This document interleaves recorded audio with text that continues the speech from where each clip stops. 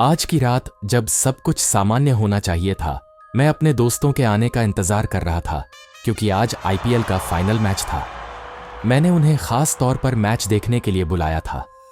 घर को सजाया था, चिप्स और कोल्ड ड्रिंक्स का इंतजाम किया था। सब कुछ परफेक्ट था। लेकिन जैसे ही सूरज डूबा, मेरे घर के बाहर एक अजीब सा सन्नाटा फैल गया। मेरे दोस्त न तो आ रहे थे और न ही मोबाइल पर उनका कोई जवाब आ रहा था। जैसे ही मैच शुरू होने वाला था, मैंने टीवी चालू किया, लेकिन स्क्रीन पर सिग्नल की परेशानी की वजह से अजीब सी लाइनें आ रही थीं। साथ ही अचानक से लाइटें फ्लिकर करने लगीं। मैंने खिड़की से बाहर देखा तो पूरी गली अंधेरे में डूबी हुई थी, जैसे कोई अंधेरा ही सब कुछ निगल गया हो। डर के मारे मेरा दिल धड़कने लगा।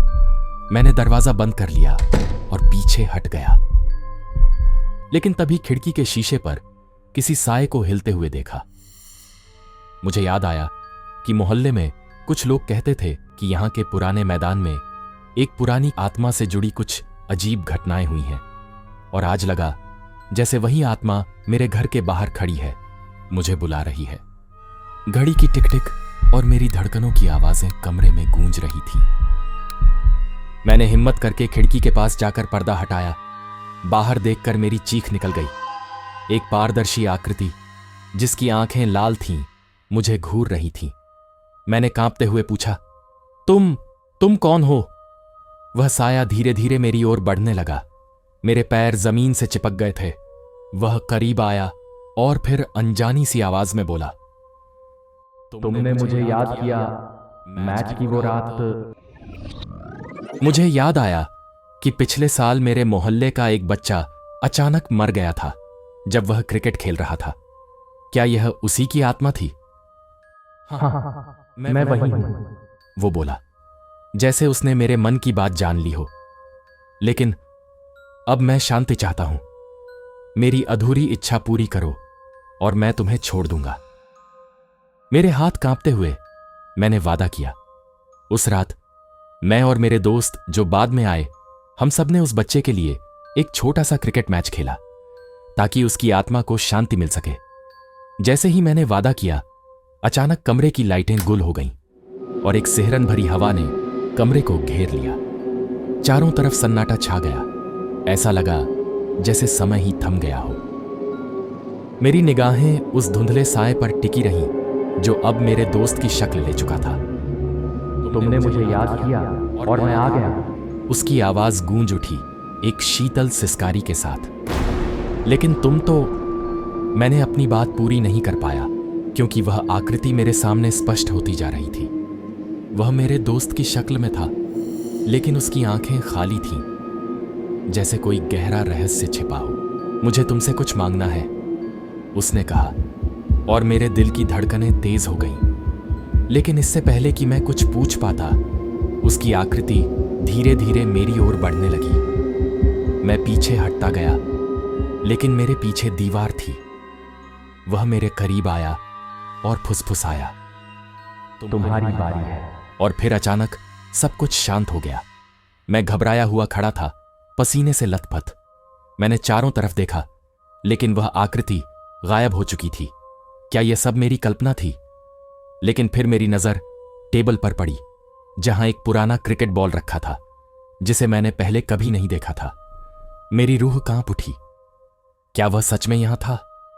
क्या वह अभी भी यहीं कहीं है?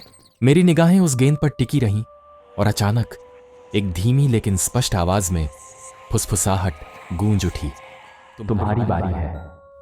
कमरे में फिर से सन्नाटा छा गया, लेकिन इस बार सन्नाटे में एक अजीब अनसुलझी भयानकता थी जो मुझे नींद में भी परेशान करने वाली थी।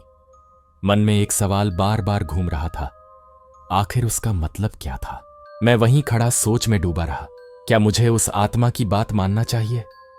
क्या उसकी शांति के लिए मुझे कोई और कदम उठाने चाहिए? मेरा दिमाग गड़बड़ा गया था। उस रात मैं नींद नहीं कर पाया। बिस्तर पर लेटे लेटे मैं बार बार उस आवाज को सुनता रहा, तुम्हारी बारी है।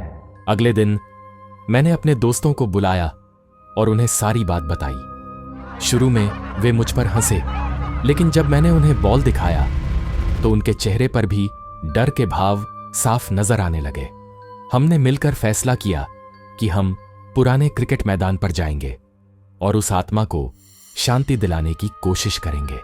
शाम होते होते हम सब मैदान पर पहुंच गए। अंधेरा छाने लगा था और वातावरण भयावह लग रहा था। हम सब ने मिलकर उस बच्चे के लिए एक छोटा स्मारक बनाया। उसके बाद हमने क्रिकेट खेलना शुरू किया। शुरुआत में सब कुछ सामान्य लग रहा था, लेकिन धीरे धीरे हवा में अजीब सी आहटें गूंजने लगी। हमने खेल जारी रखा, लेकिन इन आवाजों ने हमें डरा दिया। अचानक मैदान के एक कोने से धुंध उठने लगी। एक पारदर्शी आकृति उभरने लगी, जिसकी आंखें लाल जल रही थीं। यह वही आत्मा है, मेरे एक दोस्त ने चिल्लाते हुए कहा। हम सब डर के मारे वहीं जम गए। आकृति हमारी ओर बढ़ने लगी। इस बार सभी को यह साफ दिख रहा था। यह वही बच्चे की आत्मा थी जो हमसे कुछ चाहती थी। तुमने मेरी इच्छा पूरी की। वह फुसफुसाई अपनी मृत्यु के बारे में बता रही थी। मैं अब शांति से जा सकता हूं, धन्यवाद। उसकी आकृति धुंध में विलीन होने लगी। हवा साफ होने लगी और वातावरण शांत महसूस होने लगा। हम लोग एक दूसरे की ओर देखकर मुस्कुराए। उस आत्मा की इच्छा पूरी करने से हमें बहुत शांति मिली। हमने एक साथ खेलते हुए वह मैच खत्म किया। आज के बाद उस पुराने क्रिकेट मैदान में शांति छाई रहेगी, क्योंकि उस बच्चे की आत्मा को चैन मिल गया।